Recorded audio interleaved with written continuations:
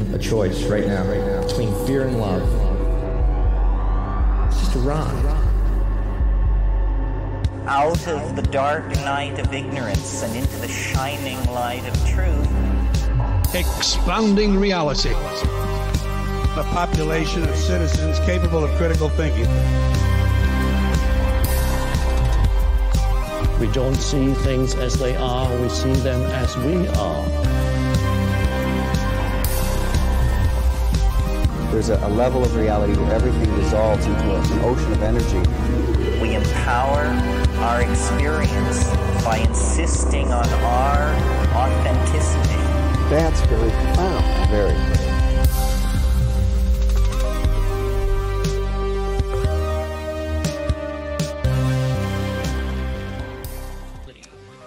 Welcome to Expanding Reality. I am your host, Brandon Thomas. It is so nice to be with you guys today. So, the times in which we find ourselves are murky to say the least. Our co-collective creative has been bombarded by the bummer bombs of global fear, social isolation, and the insecurity of a fruitful future. Balls deep in the traps of new and carefully crafted ways of being fugly to one another. So, it can not only be easily understandable, but downright tempting to lose sight of the abundance, good, and beauty that surrounds us all every day, woven within this challenging time in humanity's history. But here to aid us in what we should all be focused on, which is a proactive preoccupation with positivity rather than a demographic demonized by darkness. An awoken lightwoker, unable to abide directive, rather sought or unsought, of fear and division, a speaker, a creative, an overall fantastically contagious cosmic being with a scholarly media presence, sharing his story and the wisdom of experience, as well as the creator of the lifestyle brand Choose Today, which I'm sure we'll talk about, helping to reclaim our most valuable asset in the war on perception and remedy the weight of chosen fear, refusing to allow the hijacking of our highest purpose. It's Travis Morris. Hello. What up? That was wonderful. That was just the most Wrote it just for you. Yeah. That was just magical. I was just like, wow. You can see it's like obviously it was beaming. Hello. Good. Hi. It's so nice to get you on, man. I'm really, really excited to speak with you. It's amazing. I'm so happy, so excited, and so ecstatic to be here. Yeah. So tell folks where they can find you and tell us about this Choose Today, this creative brand that you've got. Wow. Yes, you can find me on the Instagram at Travis Morris, TravisMorriss. Okay. And what on there you'll find all expressions of who I am, who I express myself as love, as divinity, and as just unification as a whole in the whole collective. And what Choose Today, it is, as he said, as Brandon has explained, is a lifestyle and an experience brand that I'm personally finding it's more cultivating about how you can find who you are in the daily. It's just like choosing yourself, choosing your happiness, choosing your expression, choosing what it is to be you every single day. And to be completely honest, as it's birthing itself every single day, it is finding new meaning of what it should be necessarily experienced and expressed as every moment. But as the moment stands right now, it is all about experiencing and expressing yourself every day. That's right. That's what's going to get us through it, man. That's it. It really is. It honestly is. That's the only way. It really is. And so let's talk about how we met. So I actually saw a video that you shared on your Instagram. What's your Instagram, your personal one that folks can follow? Travis Morris.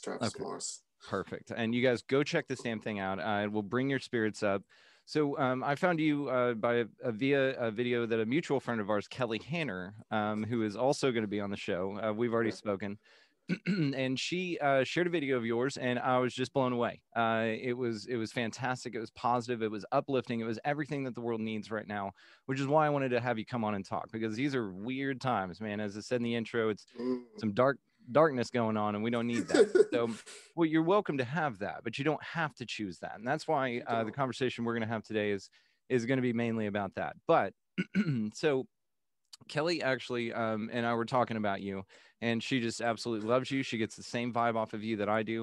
I saw your video. I messaged you. You sent me a lovely voice message on Instagram, which I didn't even know you could do that. And so you got to show me how to do that. And then we talked, and what, about 2.5 hour conversation later, I was like, this is one of my favorite people on the planet. So I oh, well, thank you. I had taken some notes during our conversation, and it went all over the place, which is going to be great for the listeners. I think you guys are all going to really enjoy this. So you cover all of it: psychedelics and DMT, numerology and synchronicity, the simulation theory, which we will definitely talk about, manifesting your reality, all sides, light beings, archangels, and we just talked about what is the universe. So let's break a couple of these concepts down. So what do you think, with the world the way that it is today, with the bombardment of negativity, with everybody just freaking the F out, what do you think is the best response to this whenever it comes up in your life, or whenever you see something like this pop up and rear its fugly face, as I put it? I feel like the best thing to do is just pause. I feel like pausing into observation is the best thing. I feel like when we constantly move into the chaos of what we're perceiving as chaos, it's going to constantly look like chaos. Until we pause, we stand still into our own world, into our own energy, into our own auras of who we are, to just make sure that we know where we're navigating things. We shouldn't constantly keep on moving throughout life if we don't even know where we're going. And that goes within ourselves. We have to understand where we're going to navigate our own emotions, our own awareness, our own kind of perceptions of what's going on right in front of us. If we don't understand how we feel about it, how are we going to truly know how to stand in real conversations, real problematic situations that can find unification and peace if we don't hold the peace within ourselves? It's just going to be destruction and damnation of everything that we hold. Yeah, and you can choose either, right? It reminds me of that Cheshire Cat thing from Alice in Wonderland, and he asks, where are you going? And she says, I don't know. And he said, well, if you don't know where you're going, any road will take you there. Yeah, I love that. Oh, God. And that's kind of what that reminds me of, because it's absolutely accurate. If you don't know where you're going, sure, you'll get there by any means necessary. Any road will take you there. So then, with the pause, how did that come about? How did you maintain that focus? What brought you to this awareness that is what's necessary? Being triggered is what got me into that moment, because especially when it was going through, it all started when it's like the beginning of January 2020, and like feeling good, still not feeling truly. It's my own journey, my own process. And then what happened with the whole Corona and scandemic, then it went into the whole exertion of the Black Lives Movement and everything going on there. And as I was personally seeing everything going on, I see things in a perspective of love, and seeing how things, if you know how to see above it, you can always see how things.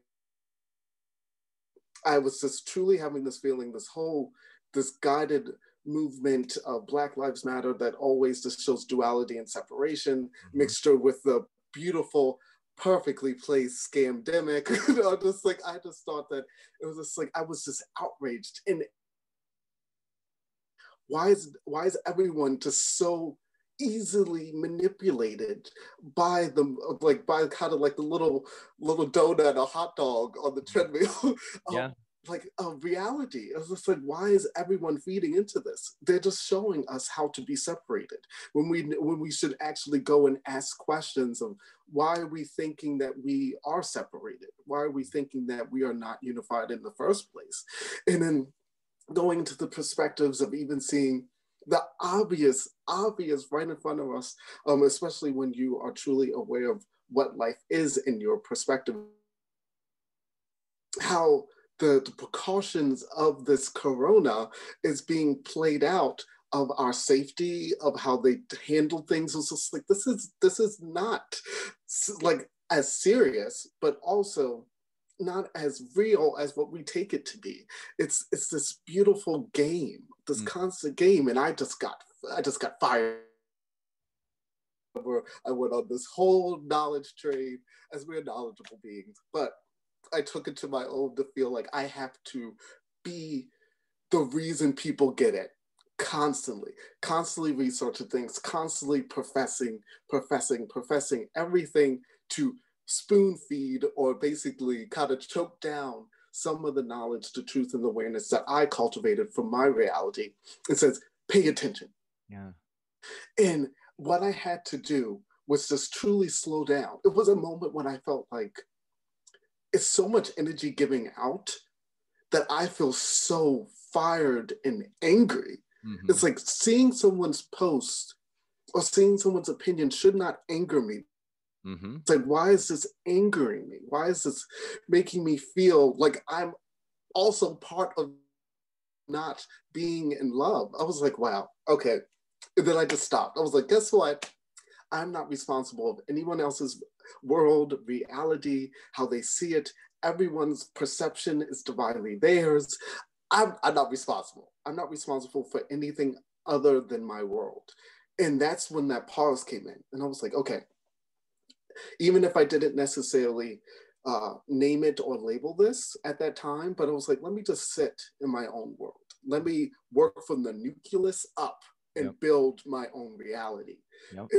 And it just, even if I was working on building my own reality before then, it clicked. It kind of tied in a bow of what that really meant for me. I was just like, so if I am, as we are all gods of our own reality, and it's like, it makes God in our image, which is I am God in the image of my own world. I was like, what does that look like? And it didn't look like spoon feeding or trying to overcompensate or persuade others of what I feel. And then I just went free and I was like, okay, do you world. But of course, a lot of things conspired after that gave me even more realization of what that meant for me. Yeah, and to touch on what you said about everything, because I think we're all, and I was guilty of it as well. Right when this crap happened, you're just like, what the hell's going on? You kind of lose your shit a little bit. You go out and start looking at new guns, and things like that, which I did. But you get to this point to where, yes, it does anger you, and there becomes this immediate split and this divide, which, like you said, it's all. I'm with you on this. It's all a big divide and conquer tactic, if nothing else. If the coronavirus is what it says that it was definitely hijacked and utilized as a tool to more further divide everybody for whatever reason. If there's a great grand scheme going on, if these governors just got a little bit of power and were like, oh, I can run people's lives and control people, and so therefore they don't want to give that back. Maybe there's the element of all of that. Maybe there is some dark-handed, reptilian-led Archon energy feeding type of a thing that's going on, and all of these things are absolutely possible. What was observable were the divide and conquer tactics. So not only was it, and it started with the pandemic, as we all hopefully should be calling it by now. It started with that because you got like the mask and no mask. You had the science people, you had these people over here, these doctors being silenced, but these that follow the official narrative. And to anybody who sits there and says, oh, it's the doctors, it's science. Doctors and scientists can be bought as well. They can push a narrative. They are human beings. So you trusting the science, but not being able to hear both sides of it. Whenever they steer the narrative, whoever, the media, whoever's in power, when they steer this narrative to one side and don't let you hear the other side, that's when you should be cautious. And they do it, of course, under the guise of safety. And, well, we don't want to put out misinformation. And it's like, no, this is a medical debate given by doctors who are in their fields trusted. So what do you tell the people who were silenced by this doctor? That's been their family doctor forever. So you don't trust them and their opinion, and maybe their observation is a little bit different. It doesn't follow the narrative. Therefore, they don't have a voice. It's these kind of divide and conquer tactics with, again, like you said, the Antifa, the Black Lives Matter, when you really start to research these organizations and don't get immediately triggered by what's happening and figure out that Black Lives Matter has been the worst thing for Black people in a long time. Yes. Yes.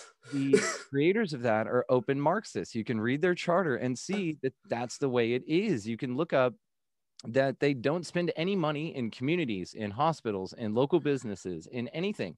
They've got a ton of those great $250,000 buses to go spread destruction and destroy people's property. but they don't put any money back into the community. They haven't paid for one scholarship for any Black person. And it's interesting that people latch onto this idea without doing any kind of research. And that, I think, is the most troubling. And that, I think, is where you and I definitely align on this, because we can see through it. I wore the shirt for you. Oh, yes. I love it. Bullshit. And yes. I wore it just for you. My wife got it for me. But great job. Thank you. I love yours as well. The interesting part of all of this was the narrative and how it is a divide and conquer tactic. And it's easily viewed as such to a lot of people. Not enough people, but to a lot of people. And it's these poor folks that sit there and follow the narrative and say, you know what, I'm just going to go with the official story. I'm not going to do any research on my own. I'm just going to get back to Real Housewives of whatever, watching the Tiger.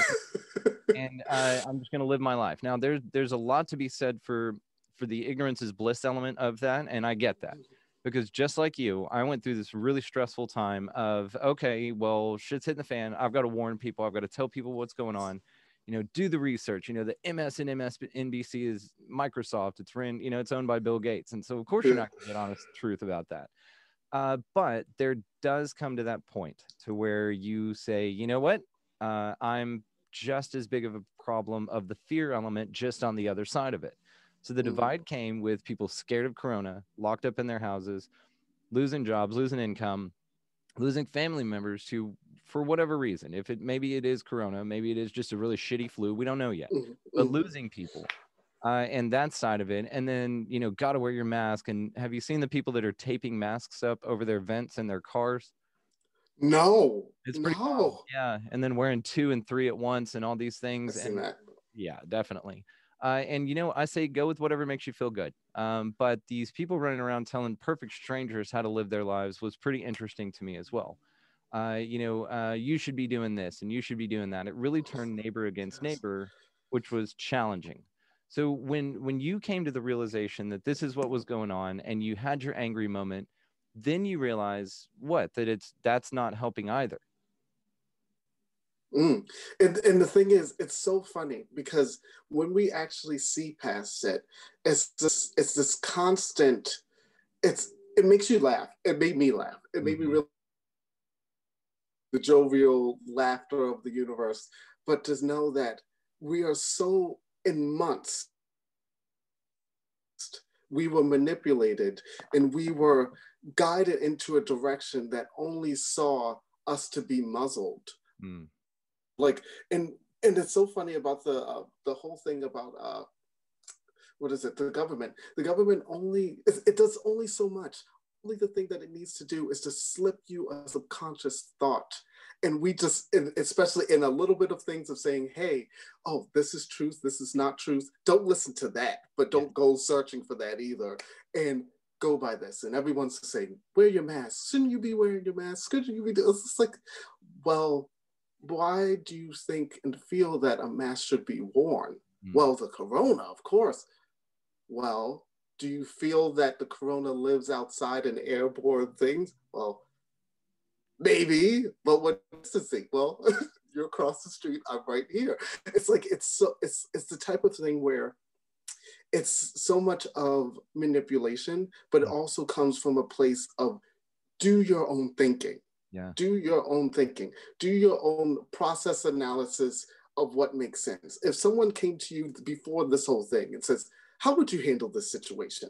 Yeah. They'll be like, would they go about it exactly the same way that they're so easily drawn to obey and follow? And it makes me, and now seeing the whole hindsight of it, I see that everything happens for the reason it does. Everything is moving towards the beautiful age of Aquarius, the age of replanting soil to redecorating the world, redecorating the earth, and just knowing how those old curtains are old and we need to throw them out with some nice, beautiful decorations. And I feel like that's what's happening.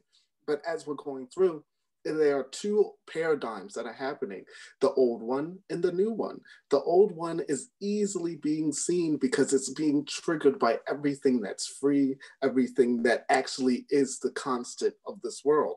And then the other one is being necessarily kind of both also being tested, but also asking, what do you want? The ones that are aware say, are you choosing to stay in this? Are you choosing to elevate from it? Mm-hmm. Are you choosing to say that this is the way again? We don't have to spew hatred. We don't have to spew judgment. We don't have to be so obeyed in this type of always wanting to be validated for everything that we are, everything that we express ourselves as. And I've been realizing and understanding from the beings that I've been seeing is that they're done with compromising.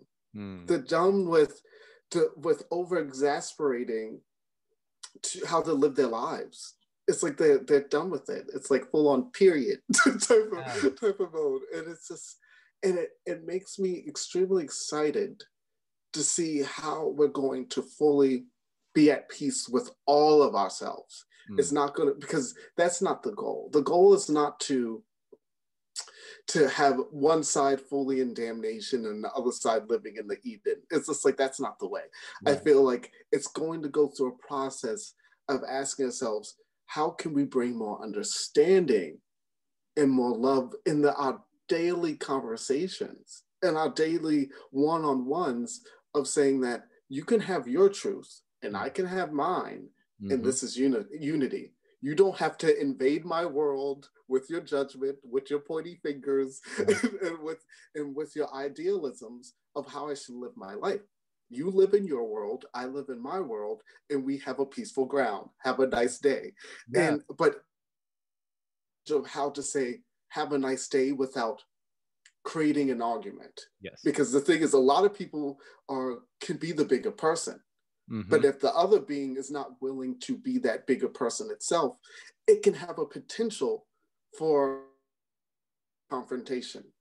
Yeah. Especially if you're not subconscious. It's like whatever your world subconsciously needs to press out, you will get right in front of you. Yeah. So you have to ask yourself, when someone is triggering you, when someone is not accepting your leave me alone, accepting let me be in my peace and I love you, what in yourself is not accepting that fully? What in yourself is saying no to leave me alone or no to I love you? It's like it's some blockage, because life is only the mirror reflection of what's happening inwardly. And we have to really rediscover our own inner landscapes to really understand how to navigate humanity in itself and stop being so, again, with the message of egotistic, but also manipulated by the destructive system, our self-destruct button, but also someone else's self-destruct button that they're just necessarily holding us on as we both blow up. Right. Like it's an awesome point. And I think that you want to reach a point to where you have clarity over agreement. I think that if you can discuss your ideas openly and we can just come to the points where, okay, I'm clear on how you feel and you're clear on how I feel. We don't have to agree. It's okay. We're different people. We've got different outlooks. And that is what's beautiful about the world. That's one of the most beautiful things. But that comes from a place of love, not of a place of fear. And I think that what we find ourselves in is with that division and with everything going on, that it's just a fear fest. I mean, that's what it is. That's why all these decisions are made irrationally. That's why all of these folks, under my assumption of my assessment of the situation is this. It's not maybe necessarily that, but it feels like that all of it is fear-based. And once you transcend that fear and you realize that it's just up to you to, like you said, create your own reality. And I think that's got a lot to do with, if you want to talk about it in frequency, that's usually how I like to do it. Is that you're emitting a frequency that then responds back. Now you can transcend the bullshit and raise your frequency anytime you'd like. But you can also find yourself in those lower levels and you'll resonate that in your reality. And people sit there and say it's woo-woo and they say, oh, The Secret, and I tried that and I didn't get my Lamborghini. But it's not that. It's not that at all. It's similar to that. And it's just The Secret, I don't think packaged it very well. That Rhonda Byrne book, have you ever seen it? Or yes, read? Yes. Okay. So what was your feelings about that book specifically? I feel like that it's the marketing truths. You know what I mean? It's like the beautiful propaganda of saying you can have anything you want. I feel like nothing is let loose without a motive. And I feel like, why was this instantly spread out at that time? Instantly worldwide, that everyone is the secret. The secret. Why are they calling it the secret? Why is it a secret? It's not a secret. It's life. Yeah. It's just like, it was just to spoon feed the idea of still control, but control of someone's mindset of just like, this is what you can have when you believe in yourself. Fade in, fade out. That's like, it's like a amped up version of a Tony Robbins audio tape. You know what I mean? Yep. It just basically say you could do everything, but let's add a lot of cosmic, divine, mystical in it. Yeah, it's like Tony Robbins with smaller hands. He's like, exactly. Okay. And it's true. You're right. It dumbed it down. It watered it down, and it only pieced down. I think calling it The Secret was probably a damn brilliant marketing move, because people are like, oh shit, I like secrets. Okay, well, nobody else. Listen. How many millions of those were sold? So it's not really a secret anymore, is it? You know, I think it was interesting, because then these people take these concepts that they can utilize and that can be beneficial and useful for them, but then they twist it into, well, I didn't get, like my thing. I don't have my mansion yet. I believed it. I wrote it down, but I don't have my mansion. I sat on the couch and waited. I didn't put any work into it. I didn't really feel it really. And that is when I got disappointed, because I didn't manifest, this Lamborghini, or I want a hot air balloon, and I didn't get it. Exactly. Ridiculous things. If you start with just inner peace and you start resonating from there, and you start really seeing yourself as the creator of your own reality in the sense of your mindset, that's where it starts. And once you can control your mind and your reactions to situations, where you respond rather than react, that I think is the most powerful thing, and it's freeing. And that's when you shift and transcend, and that's when you change the dial on the station, because you're just a receiver of consciousness. It's non-local to the body. And that's the thing that science still has. That's why they call it the great problem, is consciousness itself. They don't know where the hell it comes from. They think that it generates within the mind. But even that new Netflix documentary, what was it about life after death? I feel like I know about what you're talking about. Okay. I feel like I do. Even a lot of doctors will sit there, and this guy wrote this book, Life After Life, and he was explaining that the brain is dead for like 30 minutes, but these people come back with these incredible stories of what was going on in the room, what they experienced afterwards. The brain is dead, so the activity was not in the brain. It was non-local. So whenever you realize that you're a receiver of this stuff, then you can translate that into your own world. And shit, maybe you get a Lamborghini, that's fine. But maybe you just find some inner peace, and you can not be a progenitor of fear. And maybe that's okay too, which is, like I said, what attracted me to want to have a conversation with you as well. You're one of the most wonderful, upbeat, positive people I've ever met. And I think, like I said, that we need that at this time. So tell me about your, what do you think about psychedelics as a means to help cultivate your own personal mental stability or your awareness, or what role do you think that they play in an awakening of sorts? Initially, what I feel is that it's the beautiful gatekeeper of your mind. I do feel that it holds keys, but it's necessarily not meant to open the doors fully. I think it's just there for you to say that, oh, I have these tools, I have these things to go do my own way to transcend this, and take the will to open and authority to open that door within myself. Because I feel like a lot of the times it can go basis off of fear. Sometimes people just use it for escapism. Sometimes to escape the reality it's in. It's kind of like putting in a virtual reality headset and said that, hey, I don't want to be here anymore. Let me be somewhere else.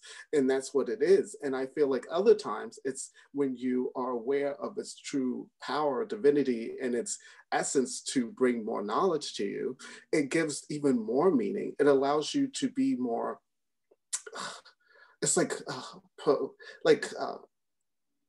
I think poetic about how you see these things. It has more of like a beautiful renaissance about it. It's grand, it's beautiful, it's magical. It has a story to tell, but also if you're willing to listen. But I feel like sometimes it will show you exactly what you're not listening to. It will show you that, hey, your mind is scary AF. It's like, got some shit to work out, bro, and here it is. Welcome to your world. I know. It's like, welcome to your world. Yeah. And here you go. It's kind of crazy in here. And sometimes people don't like it either. And so sometimes that even leaves them even afraid of the whole idea of something bigger out there, because what they received was not what they liked, was not what they were hoping for, other than the cool, trippy experience. And I feel that when it's taken lightly, but taken, I don't like saying serious, because nothing's serious, but also taking with wisdom and knowledge and awareness of what it is, it brings some amazing things to the table of how you're supposed to. It's kind of like reading a textbook and then applying it in life. It's just like you get to read it, and now you get to go out in your world and apply the same things that you have experienced, witnessed, or even to ask questions about, what am I? What is this? And then it will just be like a little crumb trail to where you're going to go next. But I feel that the more that we take advantage of it, the more that we lose sight of what it's here to do. But also at the same time, it's fun. It's experience, but fun. It's fun. So it's just like to know, I feel like to know your own boundaries, it's not even limitations, because there's no limits in this world. It's all about your own, knowing where the borders stop and where for you to it's kind of like stop the car, get out, adventure, get back in the car, understand that, I could do anything I choose to do. Change the dial of the radio, know that you are willing to change the old dial, your frequency, and make a choice of what type of station you want to listen to. And I feel like that's what it's kind of like that. It just gives you awareness of who you are. It's just like, here you are, here you go. This is your identity. Yeah. What do you think is a good way to stop in your tracks whenever because you can feel it. You can feel yourself vibrating at a frequency in which you don't want. So what is one of the tools that you use or you found beneficial that maybe you can tell other folks about, that helps transcend it and go, it's that awareness, right? It's that, hang on, this does not serve me. Because you probably believe, kind of like I do, there's a guy named Neil Donald Walsh. He wrote the Conversations with God books. He had an observation that said, there is no right or wrong. There's only what serves me and what doesn't serve me. And so if you get to that point to where you're sitting there in a situation and you say, this doesn't serve me, what are some good ways to kind of bring you back to that vibration?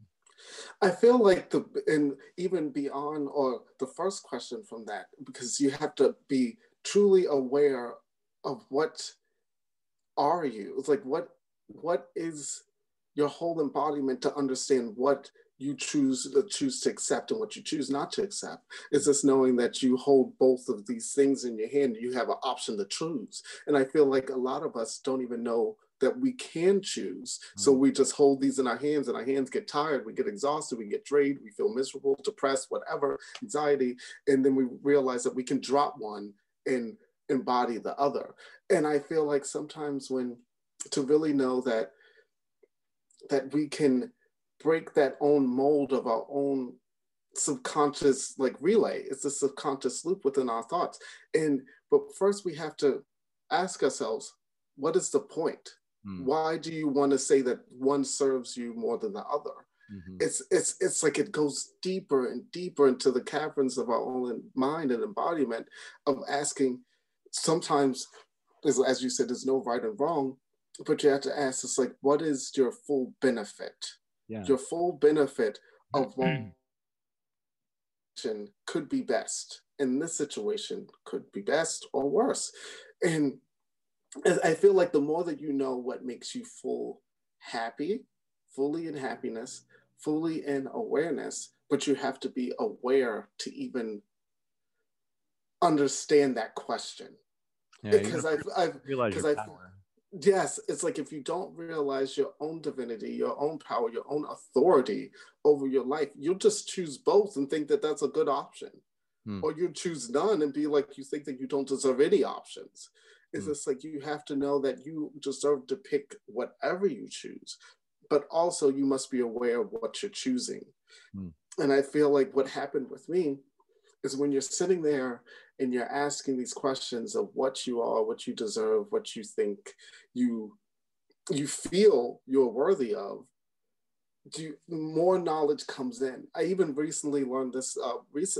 I always went into my heart to ask, what should I be doing next? Sometimes in a very, very OCD way within my own mind, but also at the same time asking myself, just like, but I realized it went based off the subconscious motive of what I thought I deserved. It says, okay, don't do this. Wait, I should pick this. It was like, wait, why should I pick this? Am I just picking this because I feel like I deserved this? Am I picking this because I know that that's what I truly desire? And it went even to a deeper cavern of even saying that that's not even what I want. What I think I desire is not what I even want. It's what I thought I did need to be worthy of that thing that I didn't choose in the first place. And it just went deeper and deeper until I said, guess what? All I have to do is just let life, personally for me, show itself what I deserve. When I'm truly in alignment, when I'm truly seeing myself, it will show me what I am. And we have to be truly strong in this to say that if it's showing you something you do not like, you need to figure out a different option. You need to figure out why your choices look so slim, why your choices look like ass. I like that, yeah. And not a good ass either. Not a good bubble. Not good. Not ass in the worst way possible. It's not juicy. It doesn't have that vibration to it. It's not sending out signals. It's flat. It's just a line. It's line and back. It's just like, and I feel like, when we actually take it in, it's like, you just look at it, it's like, this is not even good. Yeah. This is what they said, let them eat cake. But we let them eat cake. It's just like, I didn't realize cake meant crumbs. Yeah. I thought she meant like the cake that she's eating. No. Yeah. Because she knows what she deserved. Eat that cake. Oh, she meant the crumbs that I ate off of. Oh. It's like, so what does that mean about me? And I feel like when taking into the versions of psychedelics and those even avenues themselves, and ask those questions first, who am I? What do I feel that I am deserving of in my reality? Because it will show itself. It will ask yourself these questions and to be very, very particular to choose what narrative you're truly reading. Yeah. And you got to be really deliberate with what you want. You got to really sit down, write it out, be very deliberate, and then focus on that. And don't be distracted by, again, the Real Housewives of whatever. Little nothing boxes are fine. But again, you resonate at that frequency. So if that's what you want, that's what you create. So what would you say is for somebody just starting out on this, who's a little on the fence as far as wanting to transcend their reality and wanting to bring about better things, if not only a healthy mindset, which will then trigger everything else that you want in life? What is your one beginning, like, start here? It's, start small, start here. What's your advice for somebody wanting to embark? What makes me happy? And I feel like when you ask what makes me happy, in the most easiest way, like how a child is so or not, they will tell you that I do not like that. I want this instead. And it's like, and they do not compromise. Of course, children have to learn integrity, but also they know that this is not what I like, and I deserve exactly what I desire. There's no lack; it's only abundance in this world. And when we have to first ask ourselves, what makes me happy? Does this make me happy? Yes or no? Does this make me? Does how I appreciate or value myself, does this make me happy? Yes or no? How I assert myself about what I desire, does this make me happy? Yes or no? Is this even the situations like, do I like being treated and feeling like this? Yes or no? And it's like, and it's that easy. And then take that same format. It's so simple, and keep on asking yourself, does this make me happy? Yes or no? Does this job make me happy? Yes or no? Don't try to be like, well, it does this, the pros and the cons. No, you instantly, does something make you happy? It's kind of like if you like this food item, you're not going to choose something that you don't like. You instantly know you don't like it. It's that simple. I feel like what you like to eat, because that's brilliant, because it is a choice that you make consciously. That is something you have control over, but it's a great point, because you have just as much control over anything else in your life, and that's exactly. Yeah. Exactly, and it's so empowering. But we have been that's what we're redecorating with, because the house has been beaten down, meaning humanity as the house, so much to think that it's what it is. It's supposed to be weighed down. It's supposed to be seen as minuscule. Only certain things are supposed to be as brilliant and beautiful or elite status of what things are. No, every part of the house can be beautiful. It doesn't, you need to only have one special room as the pretty room, or as the room that seems worthy and has all the most nicest things in it. And it's not even about materialism. It's all about what you feel that you deserve from yourself. And it's just, and going even, being even more aware of what that happiness looks like. We can even go into even having a conversation with someone, and even ask, if we don't even know about ourselves, ask someone else to say, what makes you happy? And see how they answer. And then mimic of saying, and ask yourself, do I answer the same way? Do I answer with hesitance? Or do I answer with kind of a sense like, well, I don't know. What does make me happy? And sit there stunned. And they're just like, have I been living off of someone else's happiness or idea of happiness? And sometimes they will feel stunned. They're just like, I have to rethink my whole life now. Damn it, Thank nobody's you. ever asked me that before. You know? They haven't even asked themselves that. What makes me happy?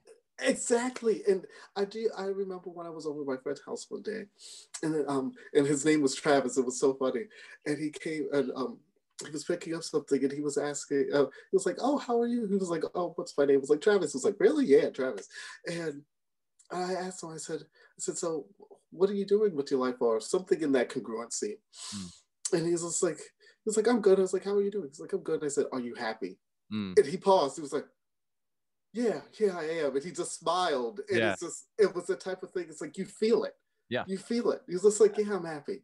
It doesn't have to be this perfect, idealistic world of what your mind wants to cultivate.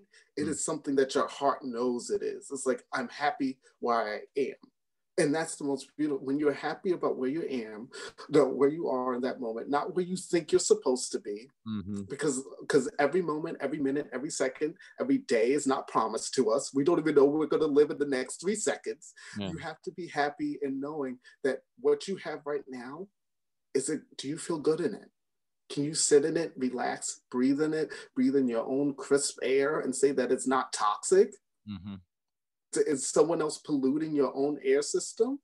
If they are, close the vents, find a new place to be. Put a mask over the vents in your car. Put a mask in the vents, and guess what? It kills Wear all the masks, right?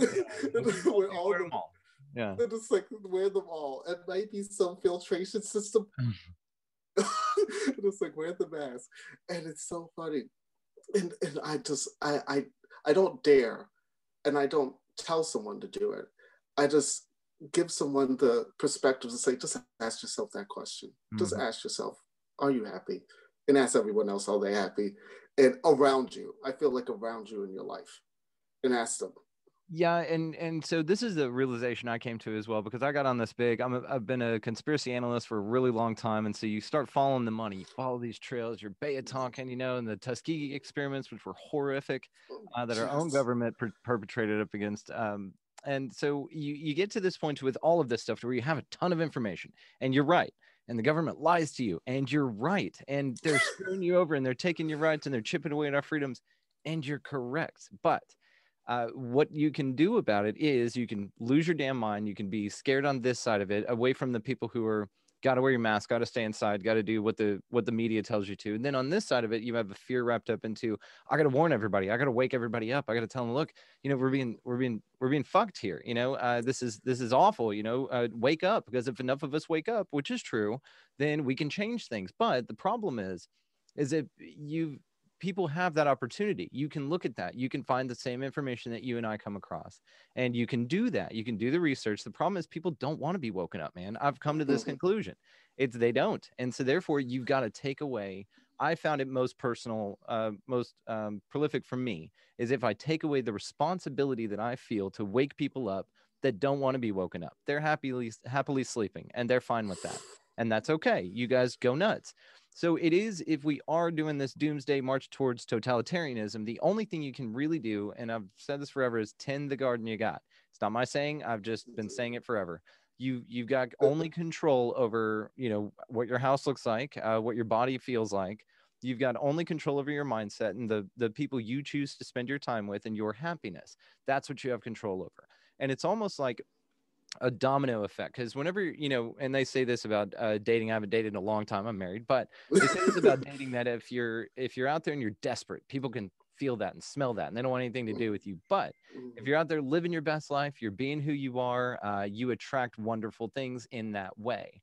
And so it's almost like you'll attract more, flies with honey, of course, is the thing, but it has to do with your inner peace and your inner, how you handle these situations. And so if you're running around freaking out, dude, you got to wake up. Look, research Agenda 2030. Look at Event 201. Look at these things. You're being fucked. They're lying to you. You can do that, but it's only going to push people away. I think that you and I have both come to the conclusion that you've got to tend the garden you got. What that means is be the example, be the change you wish to see in the world, that Gandhi quote. You just do it. You just be it and you exist it. Not only are you going to be happier, but it may wake other people up to the fact that they can also choose the same thing. There's nothing different about any of us. Yes. That I have a greater ability to do anything more than you. I just choose to be consciously aware of what I'm creating and what I'm manifesting and what I'm surrounding myself with. I'm tending the garden I've got. And it's so funny because it's... Of course, it's funny. I would say exactly that same thing in all my voice messages this morning. I was like, it's like tending your own garden. It's like tending. And I was just like, and since you just said that, it's like it just nestles in so beautifully. Because what I've noticed, everyone that is focusing on the narrative to this totalitarian, this destructive doomsday, is depressed. Even the ones that are aware of who they are, they're focused on a narrative that is not their world, and they're just miserable. And they're talking about, and I was just noticing, there was just like, well, everything that's going in the world, they're just like, it's going to get better. I was like, why are you focused on them? Focus on you. Whatever they're going to do, they're going to destroy themselves. Just like sit in your beautiful orb of protection, sit there with your bonsai tree, clip it, turn into whatever you want it to turn into, and be happy. And it's like, why is everyone so focused on the world? I think that they're afraid of something. They're afraid of losing control. But you have to realize you have no control over any of it. Not even what happens to you next. If something decides to blow you up, it blows you up. You wake up somewhere else and you realize this was all a dream and you laugh about it. I love that. Absolutely. It is, and it's just like, so what are you going to do about it? Are you going to spend your whole day focusing on someone else's narrative? Hell no, I definitely won't. It's just hard pass. Hard pass. Like you can choose that if you'd like to, but for folks like me and you, and no, I'm good. Thank you. And it's so funny. It's just like, I feel like sometimes people, even the beings that are aware, feel like they have a responsibility to constantly feed into that narrative. Like if they don't feed into it, they're naive, they're elusive, they're not seeing the bigger picture of it. It's like, well, you don't have to see their picture. Right. That's exactly right. Go look at that image. You don't have to stay in this one image of life. It is so many beautiful pictures around. It is so many beautiful art of life around. Choose one that fits with your frequency and sit in front of that and just bask in it. You don't have to sit in the picture that where everyone blowing them up with masks and famine and destruction. And beauty and love, but it's life. And I feel like it's what we have to ask ourselves, for all the beings that are aware of who they are in this world. What are you so afraid of? What are you so afraid of? What do you think? Picture what you're so afraid of. Ask yourself, do you have any control of that? No, you really don't. So now take in what you do have control. The world beautiful. That's it. That's all it can be. Because I just find it, you will be so frustrated about what they're doing in the Capitol, what they're doing with everything. Do you think that the people in the Capitol even have control of what they're doing? No, someone else has control of them. Yes. They may be aware of it, they might not even. So do you think you have any right or any type of course you have a right, but any type of power over someone else's actions? No. You do not. Hold that back.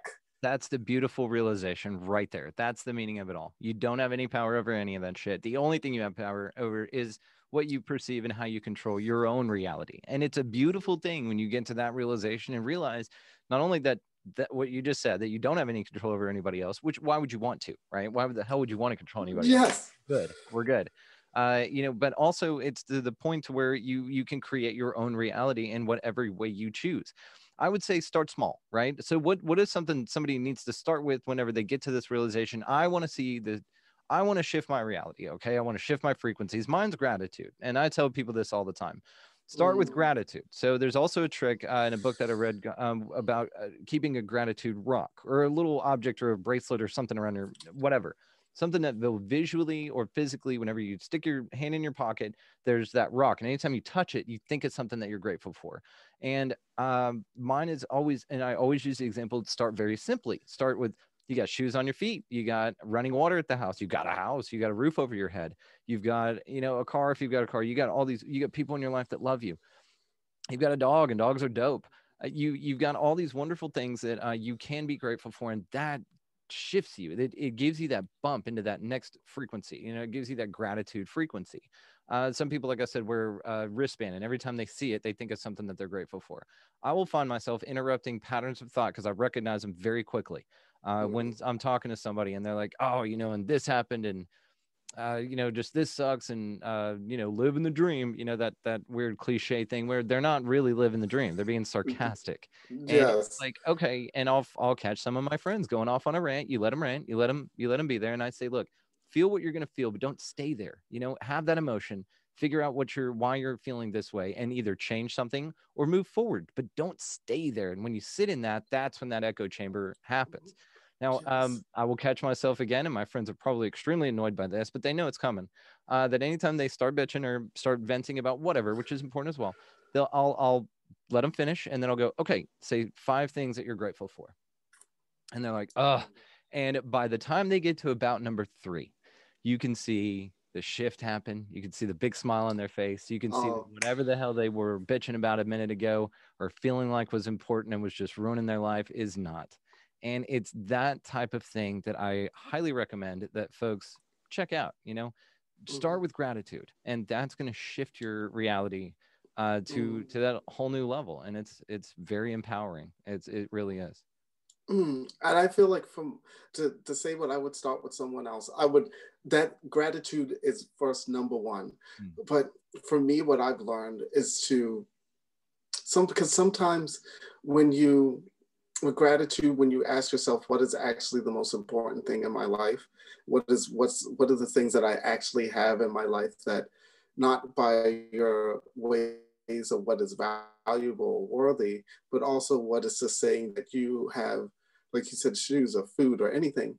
But also, if someone does not have shoes or food or anything, they still have so much to be grateful for. Absolutely. You're alive. You're alive. A generalization type of a topics. Yeah. I know. It's just like, shoes. I got extra shoes, man. Let's do this. I know. It's just like, you got shoes. Be grateful. Exactly. Right. Exactly. I was like, let's start with that. But what I've learned is just like, first being grateful, but second, see the magic in the world. I like that. See the magic. It's just like, even if you have to force yourself, sit in one spot, look at something like a tree, see its beauty, find a spot in your consciousness that slips through that says that's beautiful, that's wonderful. Look at the blades of grass and say, wow, that's beautiful. Look at the clouds and just look at it. Do you know how many times people don't look up? Yeah. When they walk, when they just don't look up. And when you look up, you just see how vast it is and how huge and big this beautiful world is, holographic or not. It's beautiful. Yeah. And it's just like, we have to it's like, when you just sit, even listen, it's just like, slow down your mind, listen to the birds chirp. Even if sometimes if they're too loud when you get up at 5 o'clock in the morning and you're aggravated and pissed off, sit there after you get dressed and just think, because it's like, wow, that's actually beautiful. If you weren't in that situation right now and you wanted to be exactly where you wanted to be, how could you even appreciate those things if you're not, first of all, grateful for them, and if you can't see the magic in the world? You'll just keep on worrying about what you're worrying about in a different place. It is like, and I feel like when you take the time to say, oh, place your energy in exactly the place that you think that you need to be. See the magic in it. Even if you're sitting in your own cubicle, sitting in a painful situation, sitting in your depression, ask yourself, why, first of all, am I feeling this way? Mm-hmm. Let yourself be fully aware of what you're feeling. Try to understand it, express what you're feeling, express it. Then going into the part of understanding what you're feeling, and then also releasing it. And it's no time limit, because time doesn't exist, but also no type of extreme of how fast and slow this is supposed to go for someone. They could do it in a period of months or years or days or even in seconds. But then after that, or open them and look where you are. Feel how non-serious life is. Yeah. See how everything around it, it's fun. Take that inner child joy, and when you were a child, try to dig in there, even if you suppressed it to your own personal hell. Go deep into it, grab that inner child, suck it back up, find her, him, they, whoever, and realize, well, what do you find is beautiful? And ask her, they, who, and him, or whatever, and they might just say flowers, or the smell of grass, or my chocolate, or just cultivate. Just like, what did I think was beautiful back then? What did I think was magical? And just bring them back and integrate that same child back into yourself more and more, and play. Just play. I feel like when we have this illusion of adulting and what it is, we forget to. We're just grown kids. Just like forgetting that side. You can go outside, you know. Yeah. It's just, and the greatest thing about this is how you can go outside. Your mom or your dad or whoever is not telling you you can't. You have full freedom. You have full choice to play and go outside with your friends. Play. Yeah, you're just a kid with more expensive toys. That's all this is. Exactly. Stop looking at the window and say, I wish I could do that. I wish I could go out. Look at that person on their bike. If you don't have a bike, run with them. It's just like, it's no limit to your imagination to have fun. And it's like, and find the magic in the world. And that's what I would say. I would say, just be and find that magic. Go inside, find that little kid that's asking to be played with, asking to say, play with me. See life. See the magic. And then play, integrate it all. And again, we're not going to wake anybody up here that's not seeking this information. If they get this information, they're going to enjoy it and appreciate it. Maybe somebody has already started down this path and wanted a little bit of tips on how to streamline or improve, or just a separate observation with it. And what about the people who are out there that are curious about doing something to change their lives, to let's dig with the frequency metaphor, to shift their frequency away from fear and away from all of these things, that they'll find themselves in a group of friends that would make fun of them if they were doing some woo-woo stuff like meditation or envisioning their reality is better or shifting their vibration and things like that. What would you say to those folks? I mean, because there's going to be some people out there that are curious about this, that have a apprehension to actually pull the trigger on something like this because of the woo-woo part of it, or because of the I'm going to get made fun of if I tell anybody about it part of it. So what do you think the advice for those folks is? I feel like I have three things for advice. First, ask yourself, why do you think it's wrong for you to go down that way, to go down that path and that journey? That path is open to you. You see that the treads of footsteps, obviously people have been there before. Why do you feel like that's wrong to go in that direction? And then I feel that at the same time, also asking yourself, am I judging myself the same way that I'm assuming, or even not assuming? Some people might just say to your face, that's woo-woo, that's crazy. Just like, am I judging myself the same way that they are judging me? It's just like, and is that the reason why I'm stopping myself from going down that trail? And then the third thing is saying, do I deserve to even be treated this way for thinking differently?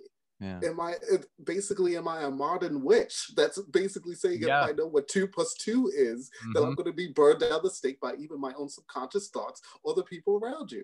If you are that witch that's afraid to be burned, ask yourself, are you going to allow yourself to be burned, or are you going to place yourself somewhere else that you will be ignited and appreciated and valued and seen? And I just feel like, be crazy.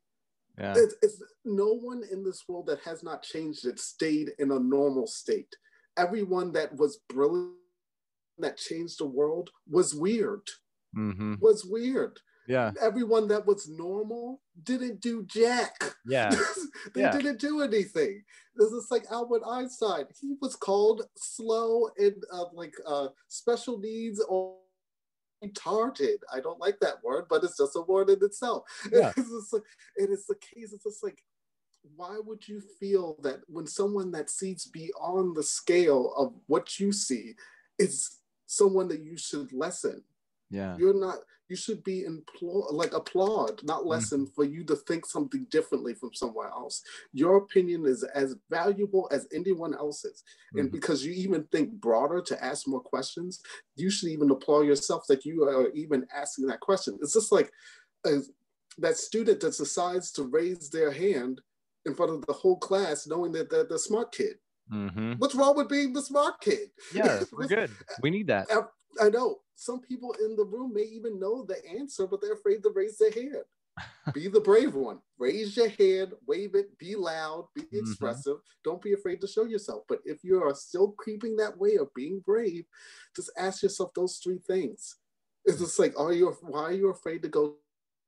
Second of all, do you deserve to be treated in such a way of judgment towards yourself that others are treating you in that way by going down that path?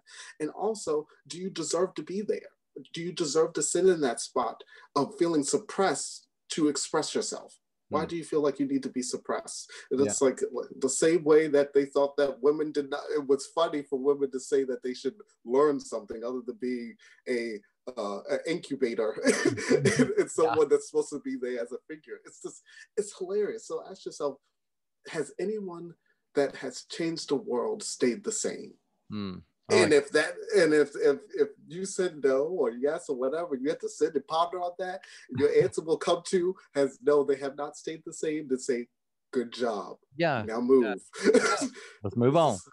Move. Go take your trail. Someone will push you aside. You have spirit guides. You have help.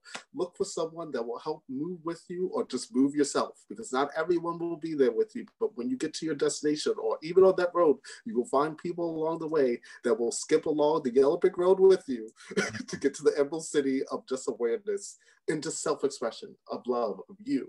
And I just find that that's what I would say. That's what I would give to the person that feels suppressed. It's perfect. No, I love it. Okay. So I think we've covered a lot as far as that element. I think we've empowered people a lot with the tools to move forward with these types of things. Now, I'm curious about a couple of other things. So what do you think about synchronicities? Let's nestle on it. I like these. It's like a good pot of cocoa. Yeah. Look, I feel like synchronicity, of course, the layman's term for coincidences that everyone likes to say. And it's like, it's such a coincidence. Wow. It's just like maybe exactly at the same time, at the exact same point. Such a wakey day. But no, I feel like that synchronicities are life's magical ways to tell you on exactly the right path. They're telling you, they're just saying, go left. Go left. Am I left or right? Maybe maybe turn right. Send right to go left. No sense of space and direction. But I feel like the synchronicities is just, it's just kind of just like it's a pager. It's a pager of just saying, good job, or maybe sit with yourself and ask yourself a little bit more about yourself, or more about that decision or that situation. And it's so beautiful to see someone's face glimmer, know and recognize the magic in the world, when they recognize that, wait, first of all, I'm not alone. Someone's helping, because I feel like a lot of the times that amazes people is that you're not alone. You're never alone. You always have support in this plane or in another one, even if you're aware of it or not. You know that something is guiding you. If it's right now, if it's just numbers, let that number be your Holy Mary. Let it be your savior in some way, even if it's no savior. But meaning savior, no one's gonna save you. But it's just a beautiful, like a beautiful guiding light to lead you down somewhere that is unknown, but also known from the bigger picture, Mm-hmm. but also it's just like, but just going to guide you to where you need to go next. Have fun with it. And I feel like synchronicities are just, it's so many different synchronicities. There are numbers. Mm-hmm. I realize that it's synchronicities show up in anywhere that you are willing and available to listen. Mm-hmm. Anywhere. What I love to do, I call it spirit shuffle. What I do, I turn on my Spotify or whatever music device that has a shuffle mode on it to my personal playlist or not. And I sit there and I ask a question, or just say, okay, what is happening? Or how am I supposed to be feeling about this? Or what's going on? I play the shuffle mode. The music just comes through. The message comes in the song. It does. I tell you, try it. Cool. That's fun. I want to try that. Okay. Yes, do it. And it will amaze you. It'll just be open. And it's so fun because even, don't you know, have you ever had this experience? And I know maybe some viewers could ask them for themselves that like you just can be going along during your day and a song pops in your head. Oh yeah. Randomly that you haven't listened to, just randomly. Mm-hmm. And then take a moment to pay attention to that song and what it's saying. It's just like, okay, what's the meaning of the song? And it's like, what does this song say? It's like, and it's usually a specific line that's being repeated in the loop constantly in your brain. And the message, it's like ringing in your ears. That's a synchronicity. It's kind of like a frequency dialing up and trying to transfer a message to you. And even when that happens, sit down with yourself and just ask yourself, okay, help me guide through this message, or saying, what are you trying to tell me? Yeah. What are you trying to feed down to the frequency line? You're trying to say something to me that is obviously here, that you're here, that spirit's here, that we're on the right path, go in a different direction. Something's trying to tell you something. It even goes by words. It even goes by people. You may even find the same synchronicity of meeting the same people constantly, over and over and over again. It's just like, oh, I wanted to be a writer.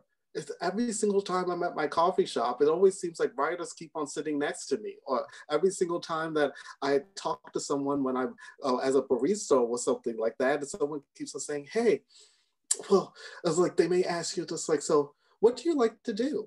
It's really like, I don't know. They take it out and they just like, I don't know. Next three people during the day say, what do you like to do? I would love to hear more about you. You seem like such a nice person. If something should click, just like, maybe ask yourself, what do you like to do? Yeah. Like, they're asking you to ask yourself. Yeah. Yes.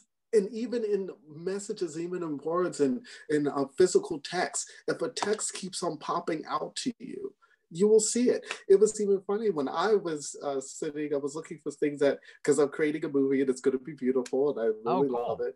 I know, it's so exciting. More information for that soon. Yeah. But, and I was looking, I was feeling this nestled energy of course, freedom. I'm a conduit of freedom, conduit of joy, conduit of happiness and magic.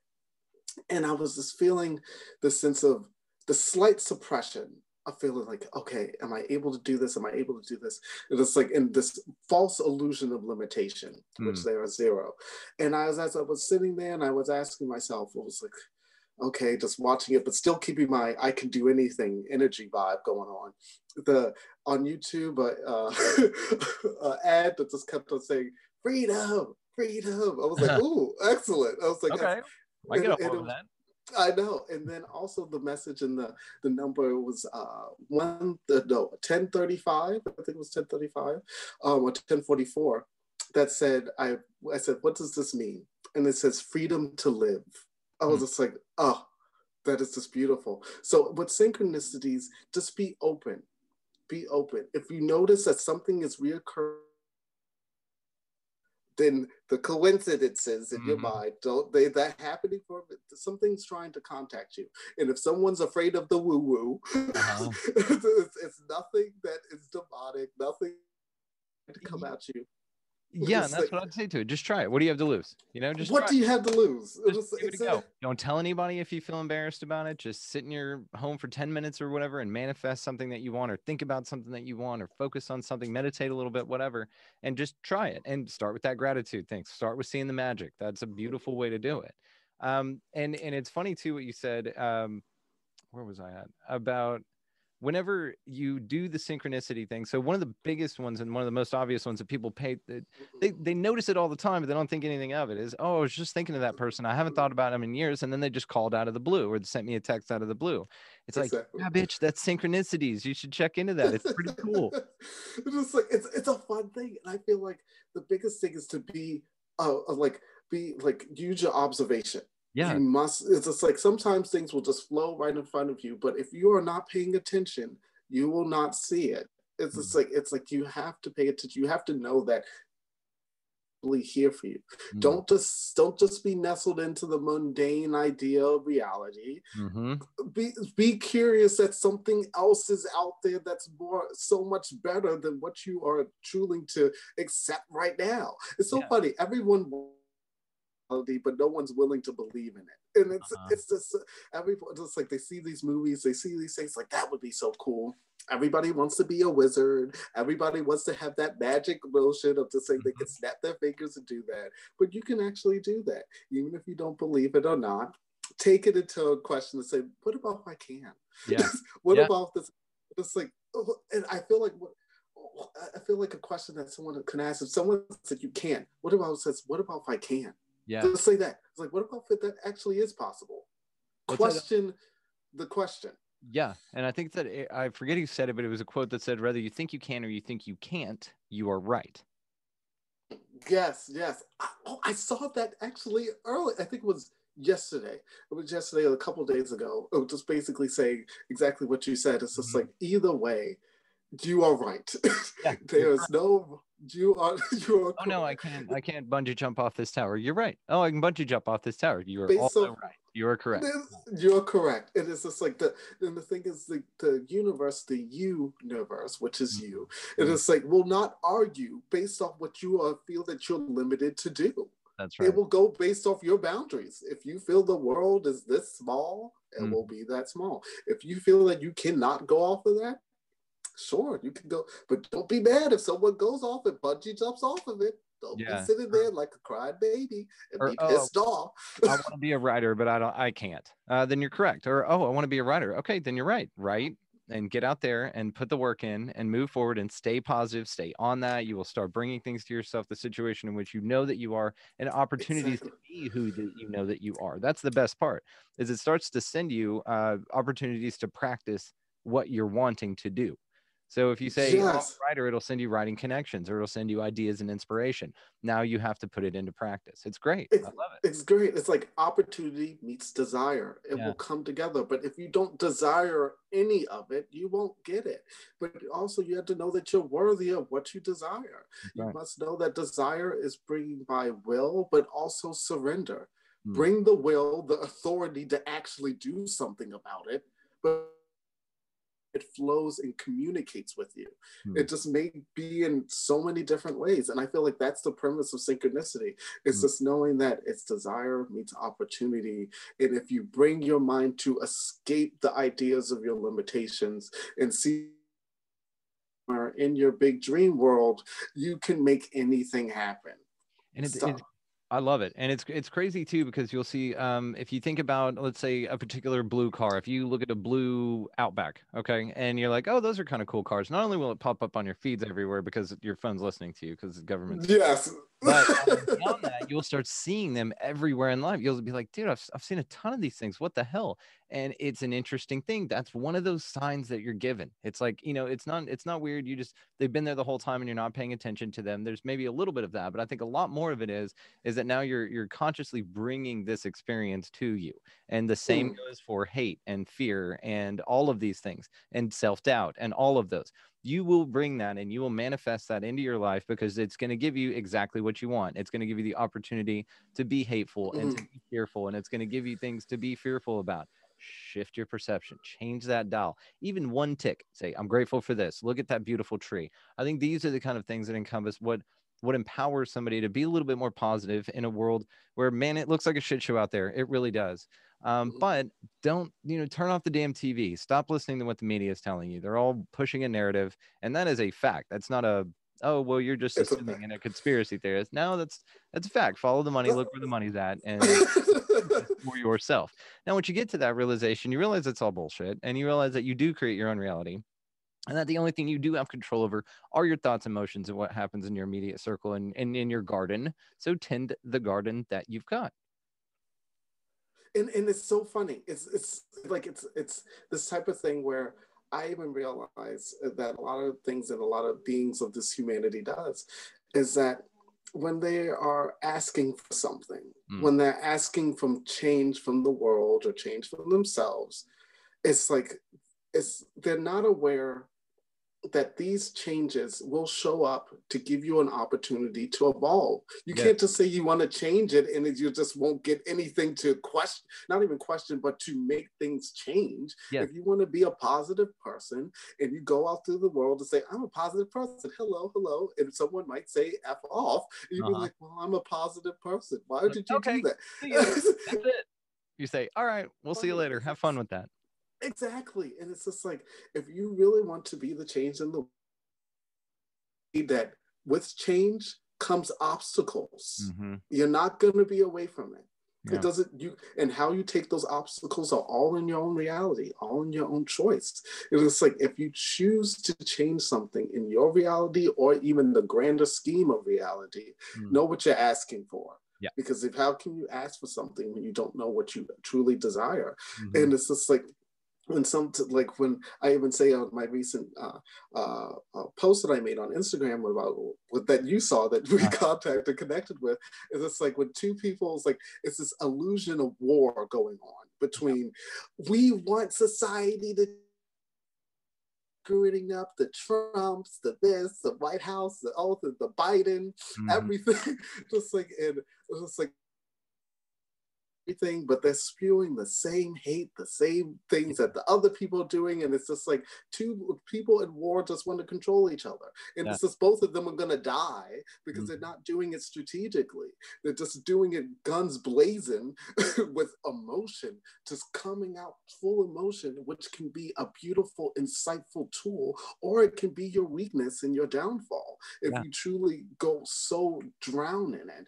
And I feel like the whole idea, which I personally do feel with the whole Biden and Trump, but first of all, how Biden is, of course, the whole scheme and how they're bringing all the people that look this complexion into the White House just to make everyone feel more comfortable, like a Kennedy. It's like, it's hilarious. I find it so funny.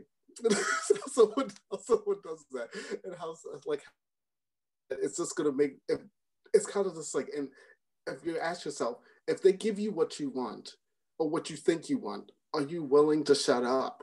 Are you willing just to sit so just like, thank you, I got a biscuit, I'm happy? And this is what in society, that's what Biden, they're giving you biscuits of Black people. They're giving you, let's fill out the whole White House with people that look like you so you won't think I'm the bad guy and I'm still not doing shady stuff on the side. It's just like, it's the same. And it's so funny. It's like, and how they happen to be all women. Oh my God. That's so fun too. And it's just like, I just find it's just like, if you pay attention and ask yourself what you truly, even if you may trust or may not trust, or that's the way that you decide to go, ask yourself, it's just, even if it's showing you what you want, go deeper, ask questions. It's someone may give you a whole plate of something. Is all the ingredients in there? They might say that, oh, was it cooked with peanut oil? You're allergic to peanuts. It's just like, but once you taste it, you die. It's like, ask the same thing with life. It's like, oh, the plate looks good, but let me ask what's the contents in it.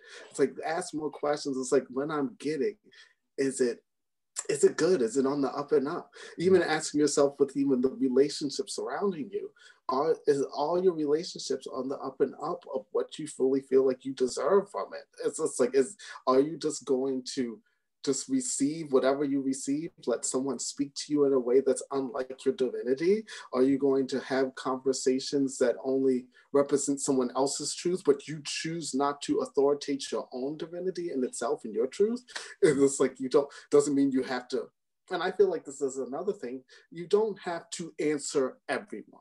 You don't have to give an explanation to anyone. And I feel like that's another thing within society, feeling like they always have to explain themselves. Why do you have to explain the way you live? Let people question, let people wonder, let people inquire. And let the tickets and slip pile up. You don't have to answer none of them.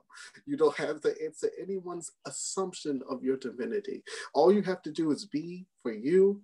And if anyone has a problem, a question, an insight, or a trigger that they're reflecting or projecting back onto you, that is not your problem. Okay. And I feel like the biggest thing where I realize is just saying that this is not my problem. Your issue with yourself is not my problem. I love you, but guess what? I'm gonna go back over there and do my own thing. As you said, tend my own garden. Yeah. I think it's awesome. You nailed it. You nailed all of it. I absolutely love talking to you, by the way. This is not the only time we'll do a show together. So what do you think like the world is? So, is it this round ball hurling through the stars here? We're going to shift gears just a little bit just to kind of have some fun with this topic, because I'm fascinated by just the concept of reality. Like, what is consciousness? Are we just a brain with a nervous system in a vat that's being sent electrical signals somewhere, and this reality is just created, and we're just kind of playing through it with actual consequences from our perception, but maybe none of it's real? What do you think? I personally feel I feel like this reality is something, and when I mean reality, not just Earth, everything, the whole solar system, all the universes, all the galaxies. I feel like it's just a microcosm of the macrocosm. It's just, you don't even get the lick of what life is. It's just based off this reality. It is just something that is simulated or necessarily projected from someone else's reality, someone else's comprehension, someone else's understanding. And who these beings are, who that consciousness is, we know, but who knows? Meaning in the sense of based off what we are aware of. And I feel like it's this type of thing. I see that as we are all conscious beings projected in these bodies, in these vessels, in this energetic field, which is who we are. I feel that as we are going deeper in science and spirituality and all these labels that we want to place on what is life, I feel that we are getting to the bigger question of saying that some things can't be answered, but some things can only be attempted to be understood. And I feel like we all us do have the answers. But I feel like when you take a chance to fully see the bigger picture, it's going to even feed you even to more of a trail of what this life is. Like, I personally feel that when we look at space, the stars, the galaxy and above, even ourselves, I feel like it's just a big simulation. I see it like The Sims. I have a really good time seeing it like that. And it's like, I truly see that it's fun. Like my other character is not controlling, but guiding in some way what happens to this character, fully in full respect of the will that's in here. I planted here and I'll be like, this is cool. And I even had the most fun time with that same going to the store and being like, oh my God, I'm actually in the store right now. Oh my God, I'm talking to people. It's fun. Real consequence in life, right? The only thing it does, I think the only real consequence thinking of things like this has in life is it allows you to expand your reality a little bit. It allows you to open yourself up a little bit more, and maybe you just entertain some fun stuff, just if nothing else for the thought experiment. Walk through your day as if you are in a computer simulation. Now, don't go stepping out in front of any buses, because the simulation is pretty firm on that idea. It knows what's going to happen, but even just the concept of this greater understanding of a greater awareness out there, I think that is just, it's fun. And again, if you stick your hand in fire, you're still going to get burned because the computer says that you should. The simulation said that's how it goes down. My God, yes. Yeah, and it's just more of one of those fun things to think about. I think that it's great. It's a lot of fun. If nothing else, it'll take you out of your day for a little bit. And I feel that to piggyback off of that, I feel like reality is what you make it. Because I feel like the more that we are understanding that we create exactly what we see, we create exactly how we feel, we create exactly how we perceive life itself. If you want the fire to burn you, it will burn you. It's like the beings in coma. It's like how they enter a whole other conscious spectrum of reality within the coma. It's just like they're allowing themselves to go deep into the subconscious reality tethered to this vessel. They are truly in a full other spectrum of what this world vibrates at. And it's the same world, they're just on a different frequency of it. And I feel like the time where I feel like for anyone that is asking themselves, watch The Matrix, it's fun. Yeah, it's a great thing, but also I feel like it skims down just a little bit, because and even going into, I was even speaking to my mother about this the other day, going into the realm of looking at everything, like taking a true glance at everything and just being just like, so what's the meaning of you? Yeah. Like going down, it's like, ask its meaning. It's like, I've been told this is the meaning, but what's this meaning of this table or this phone? Or like, why is it? Travis, what is it all? What does it all mean? And I feel like when someone gains their own meaning of what things are, they also give the most bigger question of knowing that you don't have to accept anything based off what you think others may perceive of your reality, but also at the same time, you get to spin around in what you perceive this world is. You get, and like you said, just walk around like you're in a simulation. Walk around like you're in a big VR, hands in front of you, just like, oh, take in consideration that may be a possibility. Yeah. Well, it's like Albert Einstein said, a reality is an illusion, albeit, a very persistent one. Extremely persistent one. Yeah, it's pretty real. Yeah. And I feel like we can be of course, like I said before, opportunity meets desire. The more that you're aware that this is an illusion of whatever this is, it's going to show you glitches in the system. It's going to say like, well, it's glitches. Wait, something doesn't seem right. It will show you how, like, personally, effect, how things is like, there's still glitches in the system. Things are being changed and rearranged, and dimensions and realities are constantly going in and out and constantly being manufactured right in front of our eyes. We just need to be aware of that. That's a possibility within our own humanity. Yeah, and it could be that's what there's either aliens or ghosts or entities or any of that. That's what that is it's either visitors coming in, they're either part of the simulation, or it's a glitch in the simulation, and it's kind of glitching things in that aren't supposed to necessarily be here. Or maybe that, your consciousness has a filter to it. There's this idea that your consciousness has a filter to it. And then when you take psychedelics, like we talked about earlier, it kind of retards that filter a little bit, and it makes it to where you can perceive more of your reality than what you are supposed to have whatever experience you're here to have. But being able to broach that realm is kind of part of the experience as well, if you can kind of figure it out, and it might be one of those things. But I love exploring those kind of topics, man. That's way more fun to me than, I don't know, bitching about who's on the Oval Office or something like that, because it's all there anyway, right? Exactly. And it's so fun. It was just like, and what I've been telling people is just like, if they even take the chance to say, what I like to do, go into the mirror and just stare at yourself. Just stare at yourself. Stare in the eyes of the windows to the soul, as they say. Maybe not on acid, because that's that's tricky. You got to work up to that.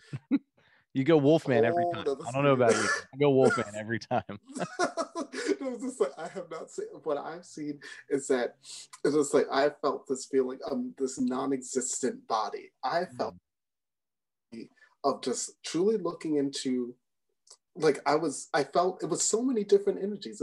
I was feeling like, first, like I was in a dollhouse. First, I was in this other thing. I felt, because I constantly see things and thinking multidimensionally. Every single thought, every single process, every single wave and length, I know the different frequencies of my own reality. So when that slowed down, going thought by thought, reality, dimension by dimension, it's going to get very, very cosmic, very quick, but also very, very crazy, real quick. The perception of what it just feels like you're in a fun house. A never-ending fun house. But I remember I was just looking into the mirror, and I was just like, And it felt like my mind was coherent of what I was staring at, but this was just a full-on dead zone body. And I was just like, oh my God. Just like really knowing that my consciousness was tethered somewhere else. I was like, this is just a meat vessel. Yeah. I was like, this. Just riding a meat suit, man. That's it. I'm just running in a meat suit. I'm just like, so who are you? But first of all, at the same question, I was just like, my face looked the same, but different from a perspective that's not usually valued by me. But also, it was in a sense of just knowing eyes looked dead, meaning like a still vision of just saying, it just, you saw the life, like the lifeless being that we actually are. What gives us truly our full-on spark is what's in this. And I even feel that the illusion of chakras and things like that, I feel like they are still things to be developed with them to understand them, but I also still feel like that is just elementary to what the bigger scheme is as well. I think that these are just, it's like we're understanding the full makeup of who we are, of our body, of our systems, and it's just like we're coming to the realizations that we're more than what we perceive to be, but also we haven't even scratched the surface. Yeah. I love that. I love that idea, because this idea that the science is settled is horseshit. The science is never settled. They're finding out new things all the time. And whenever somebody's like, oh, well, you know, the speed of light's the fastest unit of speed out there. That's not true. They found in quantum physics this spooky action at a distance type of a deal, this quantum entanglement, where two particles much further than the distant light can travel in which they interact react at the same time. How is that possible? Yes. So there are things out there that we can transcend. And that's why, back to this idea of it, you know, people thinking, oh, this is woo-woo, oh, this is bullshit. Now the science says this. No, the science is actually never settled. And the science even that is quote unquote settled is finding out daily that maybe there's a little bit more that they can go into.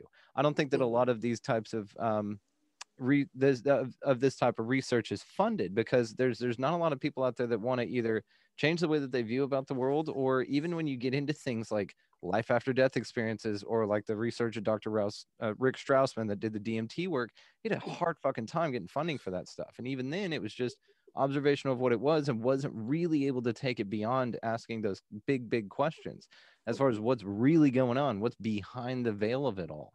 And it's weird, even with all of science still denying that UFOs exist. It's like, no, they definitely do. There's unidentified shit up there. You've got tons of witnesses. You've got the abduction experiences. And whether they're mental or not, maybe that's it. They abduct you mentally and they take your consciousness somewhere. And there are so many more mysteries in the world. And I love those mysteries. Like, that to me is what keeps us going. I think it's great. I truly agree. I feel like the biggest thing is that people are afraid to ask those questions. I feel like when they bridge that gap to say that they actually know nothing, it makes people terrified. It's terrifying, because now they have to say, like, now they have to navigate this whole world into perspective and say, what does it actually mean? And I feel like when we actually integrate the spirituality, the science and everything, because magic is just science on another level. It's understanding the dimensionality of it. And it's just like, when we actually integrate all of these concepts into this new age of Aquarius, we will gain some true answers of what things actually are. And it's so funny. It's like, it's laughable to say that there are not other beings outside of this earth. It's like that UFOs, beings, and aliens, of which we are just basically aliens to them, just like that are non-existent. It's just like there are beings flooded around us constantly, perceptually, that we cannot see, and some that we are possibly are interacting with somewhere in humanity that may even look like us. It's like, do we feel like we're the only humanoid looking beings in the galaxy? No. It's so many different ones that are so aware, that are helping move along our ascension process, that's helping us even grow, even like little secret agents, or sometimes maybe they're just taking a vacation on planet Earth. There's some awesome theories, or some people hypothesize that they're future humans coming back in time machines and checking us out. I love that's honestly my favorite. I love that. Easily my favorite one. Yeah. I personally love that idea, because it could mean that also it entertains the perspective of how time is this non-existent spectrum, that if you understand how it operates, or how you can move throughout the zero extension chord of time, it's like it's malleable. You can be anywhere and everywhere at once. It could be a future you and you at the same time. Doesn't mean that it's going to mess up anything. It's because you already lived at that time. You guys are all constant in your own timelines. Yeah. It's just like, you are here, past you, seeing you. And I personally, like, as I love this movie, what is it called? I had this movie in the top of what's one of the actors? I'll help you out. Okay, it's the guy that plays Hawkeye in Marvel, and also the woman. It's about the alien. It's like this. It came out a couple of years ago. It's about this alien ship that kind of looks like octopus, squids. That The Arrival. Yes. Okay. Arrival. Okay. Thank you. And I like that moment when we're both trying to figure something out, and somebody out there is just screaming it. It's The Arrival. It's The Arrival. And then we're kind of like, no, it can't be that. That can't be that. It's like, no, wrong word. And then so it's a good release for the people who knew the right answer. Okay, thank you being so the collective. Thank you for it. No, because it's like, what I love about that movie, I love how it shows that the past, the present, the future, and the now, and it's all can be beautifully synchronized at the same time. You can be talking to yourself from the past, constantly helping each other. It's this long lineage of yourself guiding you along your own path. And it's just like you're not away from yourself. It's like, if you decided to really channel in, go into your own space and say, I want to feel how I'm feeling in a week from now. Or I want to be aware of what is going to happen in 2 years from now. We have that right, we have that ability and authority and willpower to do that within our own vessel, within our own consciousness, because we can ask ourselves even questions. It's like that type of thing is when you feel and you have a voice that sounds like yourself in your brain, right? That comes out of nowhere. Mine sounds like Sean Connery. I don't know why. Sometimes I have different voices that I just love to narrate in different ways, especially I love, I can't remember her name is whatever. No, that would be fun. It's just like, and really having it in, it's like we can turn it in and narrate whatever we please. And it's just funny that when we actually think about it, it's like, is that me guiding me from a different spectrum, from a different timeline? Just navigate when, like, is this you telling you to say, hey, actually, don't pick that one, pick another one. Yeah. You're just like, don't question that. Don't question it. It's like, is that actually you helping you along with the thoughts of remembering what happened to that situation? It's like, oh, what about if I pick that one? Let me tell myself not to pick that. And I feel like, even because that's what happens with the beautiful spectrum that I feel what deja vu moments are. Deja vu is just everything rippling at the same time. Yeah. It's just like if someone had a string and just decided just to pluck it, and we're just like, everything's falling and collapsing into one space that happens over and over and over again into multiple realities, multiple timelines that we're just funneling into and just saying, all saying at the same time, wow, I just had a deja vu. Yeah, and everybody in all of those timelines. Have you ever heard of the, I don't know, it's a theory or whatever, it's a hypothesis or just a fun thought experiment. How about that? That kind of life in reality, you get to live this life and you maybe die a few times along the way, but you don't consciously die in your mind and you just pick the story up from where you go. Let's say the example I heard was if you ever play like a video game and you get to a certain point and there's a left and a right and you take a right, from whatever camera perspective, you understand. Most of this is audio anyway. Yeah. Right. And then you go down and you get like shot in the face and then you start over at the beginning. Well, whenever you get to that right and left point, you go left because you know you're going to get shot in the face over there. And then you go left for a little while and then you make another couple of turns and then you die by some booby trap or something like that. And then you start over. Well, you remember the first time of getting shot in the face and then you remember the left, rights and things like that and the booby traps. What if that's all life is? It's a series of you making these conscious decisions and unconsciously following these threads in every different angle. But what deja vu is a point in which you died, and that makes you remember that. That's like a cue for your start off point for where you reincarnate at. That's oh fun, my right? God. That is, do you know how blown I am? Yeah, Because that's fun. because that is, Because I was just igniting when you were saying that, because it was just like, I have felt that so much. It's just knowing that how many different timelines, I could be in timeline 42 right now, and I don't even know.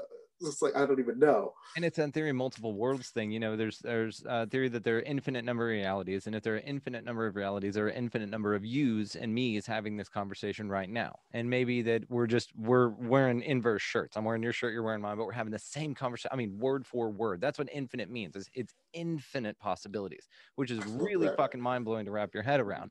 But if that's the case, maybe it is that whenever you make a decision, another universe splits off, and one of you, and the you that went right, and the you that went left, and then those universes, with every decision, thought, and choice, create their own reality and split off. And so there's an infinite number of these infinite possibilities, which in that sea, in that soup of possibilities, everything happens, and it all happens at once, which is why it's tricky for time. And that's why it's only linear from our perspective, right? Because we need a way to process the experience that we're here to have. And maybe that's all time is. The other thing about the aliens from the future is what gives me, what I like about that is we make it, right? We don't destroy ourselves. Yes. So that's kind of fun. It's like, oh, okay, well, it's all going to work out if that's what it is. And so that's just awesome. And it's personally, to me, and based off my perception, I definitely do feel like that's what it is. I feel like it's like a big gumbo of different infinite possibilities and timelines. And I do feel that every single time it's like taking a ladle and you're just like, oh, wait, that's that timeline. Oh, wait, this is that one. It's like all muddled together. And I feel like as we go down and deeper, we are truly integrating every single timeline into one perspective. It's just like it's like how so many thoughts are coming into one, so we choose to say that one word, that one thing. Maybe these are all thought processes going at once, and we just choose one that feels congruent to this particular timeline. And it's just, it mind blows me, because the more I feel and think about it, it's just like, what if that as we're sitting here, we are not the only, since space and time is, of course, infinite possibility. What about, since sitting here, it could be three of you sitting in the same spot, or next to each other, like in this kind of like this, what is it, kind of like this mirror display of you just seeing yourself from all different perspectives. And I feel like it's me even thinking about that, grasping it, and I know that the viewers that are listening to it just sit in, just nestle in that thought of just saying, marinate on that for a little while. Let that one marinate. Let it breathe, let us sit in the refrigerator for 24 hours. Let it truly marinate, because I just really think about how it is always possibly true that these things are available to discover. And I'm just mind blown. Even that thought, I feel like I have to sit with that. Or what if everything you think is correct? What if everything you observe is your observation? What if you think one day that the earth is flat? Okay, cool, it's flat. What if you think the other day it's round? And okay, it's round. And what if you think that we're infinite beings full of light and wisdom and love, and then that's what it is, and you're absolutely correct. They might shift a little bit, but the only shift that you get is the feeling of the understanding, not necessarily the observation, because maybe your feeling came from your observation, right? And so it's like that fun thing, like the flat earth versus round earth thing. I don't give a shit, but whatever.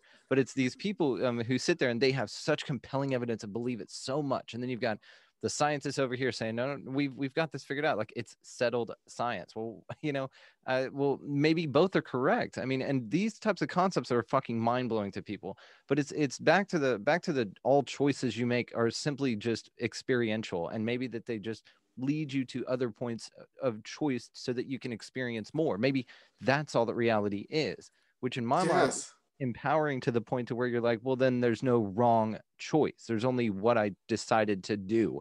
There's no hell to go to because I simply made a choice rather than a right or a wrong choice. I just chose to experience.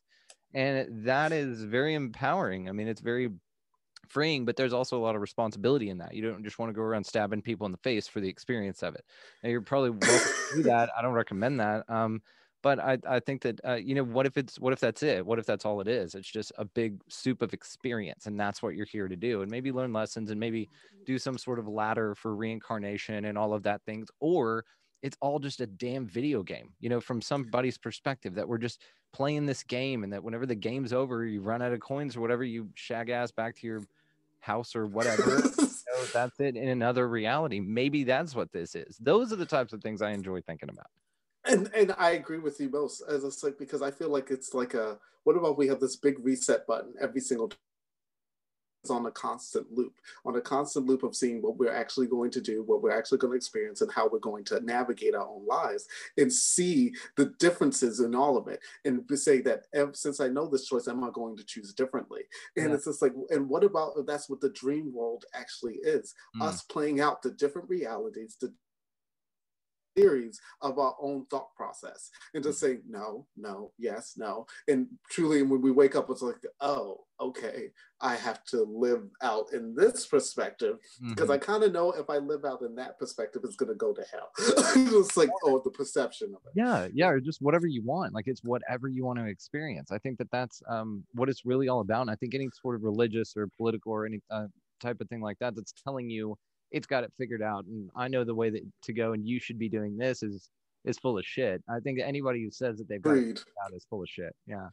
And I feel like it's complete. I feel like when we actually go deep diving into our own space, into our own, like even paying attention, like I said, to our dreams, we will see how things are not as they seem to our realities. They are. It's like, even it's like how some dreams feel so real. Just like I know that a lot of people that are listening possibly have that feeling of just saying, "Oh, I had a dream that felt so real, that felt so unbelievably real. When I woke up, I was shocked that I was even still alive, or I was shocked that I wasn't in that dream."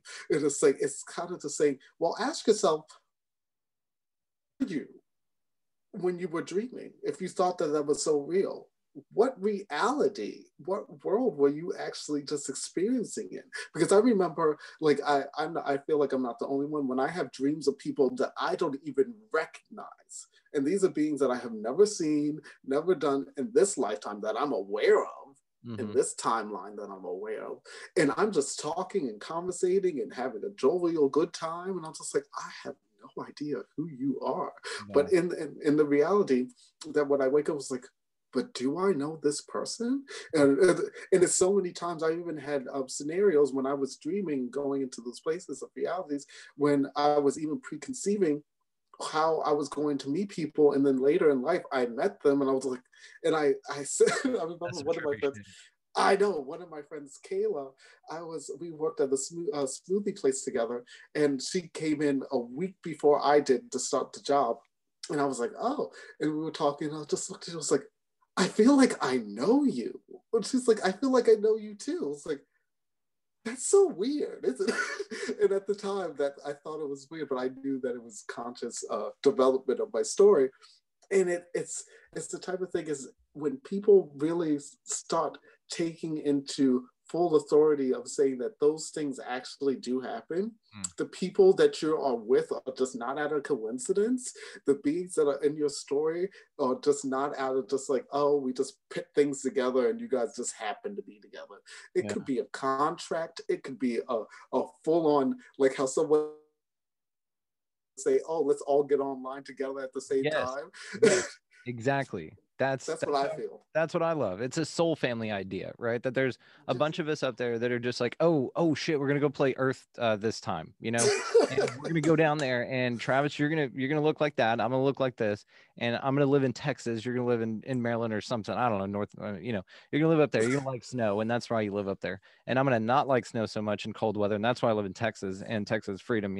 And so we're gonna do that, and then we're gonna have a bunch of other people that will meet along the way, and we'll all just kind of meet up and go, oh shit, you're experiencing this, I'm experiencing this, all right, cool, we'll see ya. And then we carry on, and maybe that's what life's all about. It's just this big game, it's just a ride, like Bill Hicks says. I mean, I love that observation. That's the most freeing one to me. It is.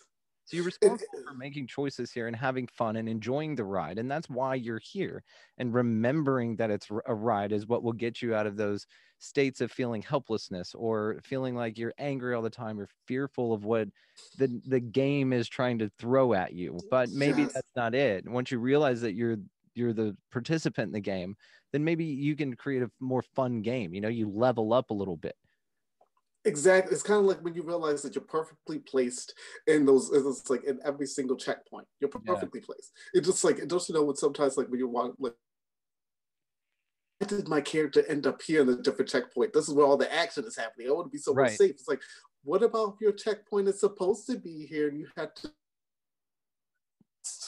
to gain your bearings, but you navigate, investigate. This is where you're supposed to be. And I feel I was even, it was I think last year at some time, I was getting into the full understanding. I was really narrowing into the void space of my existence. And I kept on saying, I was like, what was I saying? I was like, what was I saying? I was saying breathe or patience or whatever. And it's like, and to help you reset. Yes, help me reset. And as I was going in, I just got this imagery, and it brought almost tears to my eyes of the clarity that it brought of just everyone bringing on off these headsets, these VRs, whatever, and everyone just looking beautifully majestic and cosmic looking, not in these bodies, but in a different one. And just be like, oh, hey, how is it going, to everyone that they're surrounding? Not this type of, it could be whatever it is. It is like, because it's all theories out there of this complicated thing that once we leave this vessel, that we're away from the beings that we know or love or care about. It can be as simple as that, stepping into, like they said, stepping into the next room, and we just take off the costume and be like, okay, that was hilarious. Yeah. Oh, I had a great time. Oh, did you have a fun day at work today, hon? I sure did. I was I was Travis for like 50 or for like 90 years. It was pretty cool, and we experienced it. Man, it was crazy. And God, they have these things called dogs there, and they're fantastic, And I had a great time. And maybe it's just like that. Like you said, you just like there was a near-death experiencer that I heard their story, and they said that whenever they turned around to look back at their body, they were dispassionate about it. They weren't worried at all. They looked at it like it was just clothes that they took off to throw in the hamper that they were done using.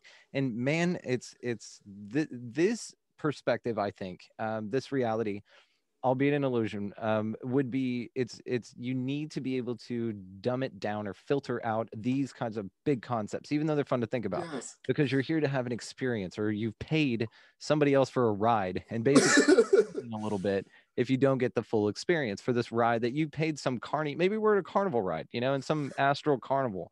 And you paid for this experience, you're getting it, you've got this VR suit on, and it's super advanced, and then you get to go have this experience.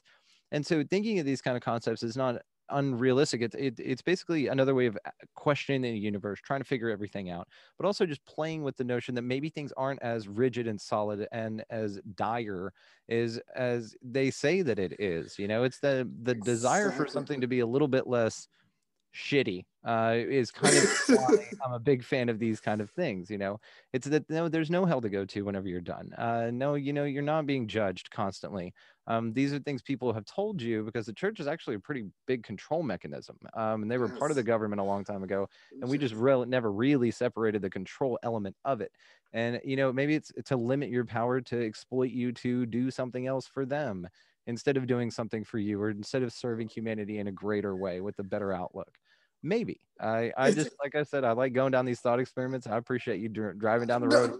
No, I agree, because it's just like, it's all the things that like compartmentalize into every other area. It's just like, it didn't really go away. It's just spread out. The office with more employees and more different doors to open. And I just feel like, I even with that experience that I feel, I told you before in one of our conversations, when I shot in the neck in this body, in this timeline, and I felt everything. I felt the disconnectivity of fading away, upward, away from this body, just realizing it was like, oh, okay, that's it, what's next? It's just like, just knowing that it's like you said, it's not as dire, it is not as, we're here to play. And I feel like we get to, of course, the emotions, the illusions of responsibilities of what these things like. We all signed up for this. We all signed up for it. Stop thinking that it's there to kill you, to bring you down, to weigh you in some way. It's all about having fun with it. Yes, it's going to be difficult, but that's the ride. It's, like, it's kind of like when you're going through a ride, and it's a little difficult because you feel your head going like this, and you feel like you're about to throw up. Yeah. But when you get off the ride, you're just like, I want to go again. Yeah, like, woo, that was dope. All right, let's do it again. Especially with me because I'm an adrenaline junkie, and I just love it. I just love adrenaline. And it's like I just find it's just like, if I'm going to feel like I'm close to death, let me be it. I like to live, and it's like not in a way that's irresponsible, but in a way that it's just showing the thrill and the experience of how to actually live life. And mind you, people, you don't have to live life in a way that has to be full out there and being a daredevil and doing the most lavish things. No, just take advantage of what you got now. It's like, just take advantage of what you can experience in this moment. You can, if you can have fun in this moment, you have gained yourself the will and the right to have fun in every moment that you create from the next day on. It's like, because you now know that I can have fun with this. It's just like, okay, play with your roadblocks, play with the little blocks that you have. And when you can have fun and play with this, we'll give you the big boy stuff or the big girl stuff. And it's like, to really know how to have fun with it. But if you don't know how to have fun with your toys right in front of you, you're screwed. It's like you're screwed from that reality of knowing how to play with it. And I just feel like it's so much fun. Of course, the emotion, feel the ups, the downs, the twists and turns. It was like, that can be draining and exhausting. But when you take away all that, especially when you know how to find balance with it, find the peace, find the calm, know how to navigate your own emotional spectrum, it's a fun place to be. It really is. It's just like, it's kind of, I realized I was watching what's eating up Gilbert Grapes the other day.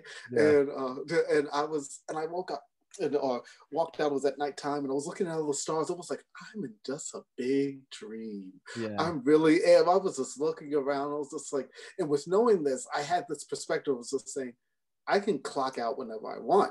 It's like, it's that authority of knowing, because I feel like at the same time, we've been deemed to see the authority of knowing that we do have the will, the right, and consciousness to clock out whenever we choose. We have seen deemed to it, but I do feel that there are more different ways to do it. It's not in the way of ideas of suicidal, but I think it's more technological ways to bring consciousness out of the body and back to where it needs to be, or where it came from. I feel like if someone says that, hey, even if I signed up for this ride, I got halfway through it, stop the festival clock and say, hey, can I get off now? It doesn't, to do that, not just when it gets, I feel like it should be definitely some guidelines, not just when it gets hard, because when it gets hard, people sometimes like to run off. That's when you have the most to learn. That's what that synchronicity is. It's teaching you something that you chose to learn. Exactly. It's like, you chose to be here. You chose to gain the experience. Feel the experience. Yeah. It's just a ride. Yeah, exactly. Ride the ride. How are you going to really experience something if you just have your eyes closed and go like this, and it's just like, and feeling and not really seeing what's in front of you? Open your eyes, smile a little, let the bugs fly in your mouth, spit them back out when you're off the ride, and be like, oh, I feel good. Let me go on like the bumper cards next, so like on the flying fairy ride. It's fun. Well, Oh, my bad. Go ahead. No. I was interrupting. I like the analogy, and here's where we're actually going to wrap it up, my friend. So I like the analogy of that it's a dream, because you've talked a lot about dreams here, and I really like that. The analogy that it's just a ride as well, and tying those things together, and your empowerment with really how you are a creator of your life. Now, if this is a dream and we're all just in our own dream, then choose to be lucid participant in the dream and create the reality that you want, instead of just going, well, it's a dream and I have no control over it. Choose to know that you do have control over it, maybe, and choose some lucid dreaming practices. One of those, just like an Inception, to know that their dreaming is the top. And so maybe keep a gratitude wristband on, or keep a gratitude rock on you. And whenever you feel things going wrong or you get sucked into the illusion of the dream, touch that rock and realize it's all just a ride. Touch that bracelet and realize, hey, I'm grateful for this, this, and this, and shift your power back over into the fact that you are powerful and that you are creating your reality. Be a lucid dreamer. Be a lucid dreamer. Exactly. Be a lucid dreamer. I Travis, love it. Cannot tell you how much fun this was. I will definitely have you back on, man. I really want to thank you for your time, and I really do appreciate it. Tell these fine folks where they can find you real quick, and then we'll let them ride. Oh, excellent. So just it glitched out a little bit. Did you say tell?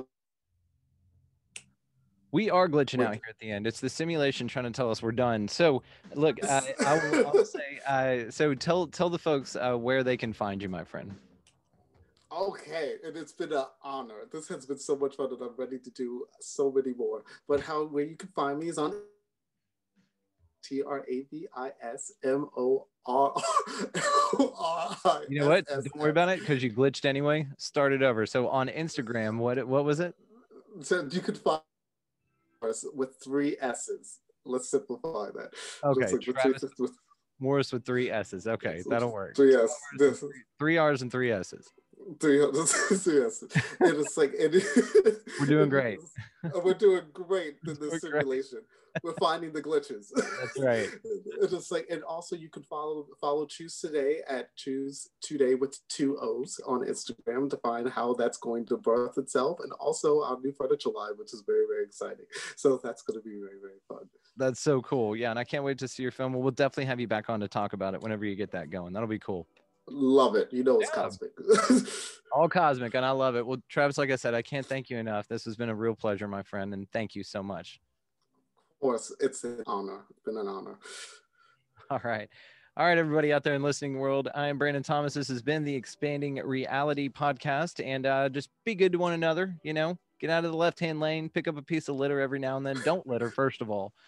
Second of all, pick it up if you see it laying on the ground. You know, do something for somebody else every now and then.